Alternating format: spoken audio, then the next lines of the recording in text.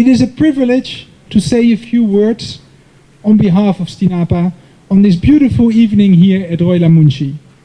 We are together tonight to celebrate the signing of a management agreement between the family who has taken care of this estate for 2 generations and STINAPA, the National Parks Authority of Bonaire.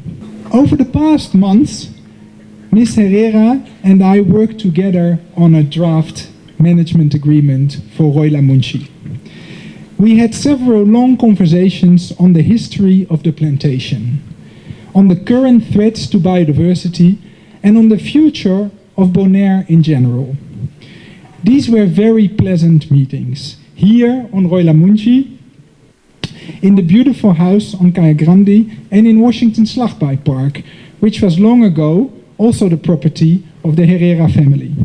As you all know, Plantation Washington was purchased in 1968 from the Herrera family, thereby creating the first protected area in the Netherlands Antilles, and laying the foundation for nature conservation efforts on Bonaire.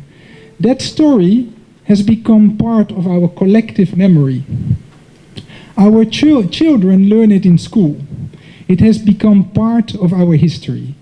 Tonight, with the signing of this agreement on Rooi Lamoenchi, we add another chapter to this book. STINAPA continues to give unsolicited advice on matters ranging from the construction of artificial beaches to the uncontrolled development that threatens our landscape and the identity of the island. It is especially in this context that the preservation of Rooi Lamoenchi is so relevant.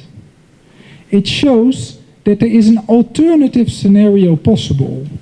We don't have to follow the path of Aruba and Curaçao.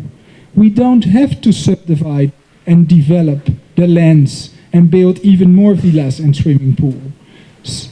There is an alternative.